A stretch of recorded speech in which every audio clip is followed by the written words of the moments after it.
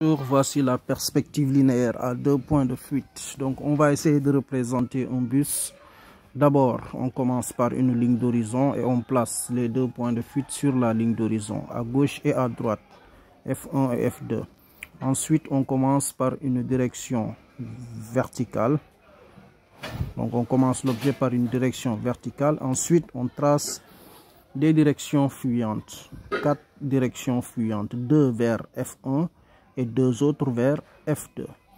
Et ensuite, on glisse la règle, voilà, pour que les directions verticales soient parallèles. Voilà, parce qu'il n'y a que des directions verticales et des directions fuyantes pour cette perspective-là. Voilà. Donc là, nous avons ce qu'on appelle une vue de face, parce que la ligne d'horizon passe sur l'objet. Donc si la ligne d'horizon était en haut, là, on aurait une vue de dessus. Maintenant, si la ligne d'horizon est en bas, on parle de vue de dessous. Parce qu'on avait dit que la ligne d'horizon est le niveau des yeux de l'observateur. Voilà. Maintenant, pour les cercles aussi alignés, on trace le premier et le premier va nous donner la taille du deuxième avec les directions fuyantes. Voilà. Donc, toutes les directions sont soit verticales, soit fuyantes.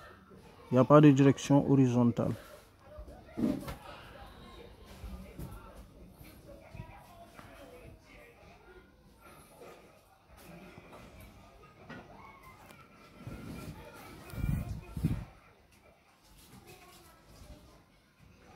Voilà, donc vous voyez, le premier cercle va nous donner la taille du deuxième. Voilà.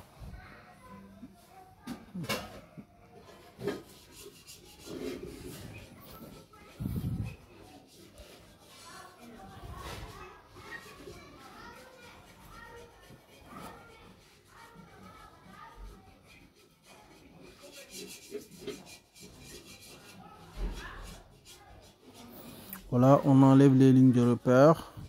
Maintenant, pour la porte aussi, vous voyez, on commence toujours par la direction verticale, ensuite fuyante verticale. Voilà, donc on ferme.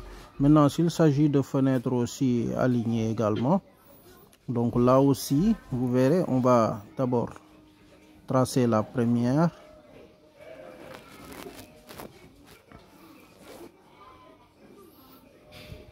Voilà, d'abord une direction verticale, comme on faisait avec les arbres.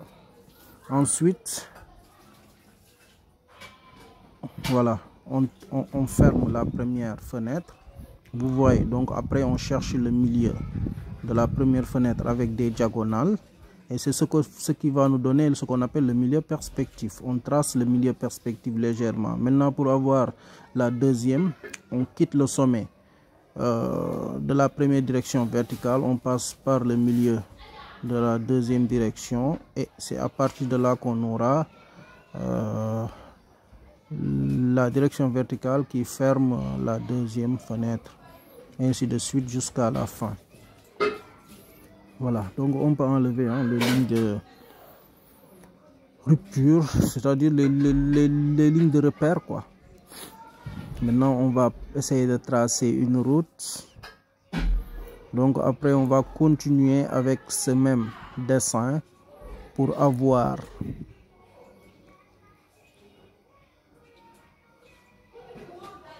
autre chose, des bâtiments, des lampadaires, etc.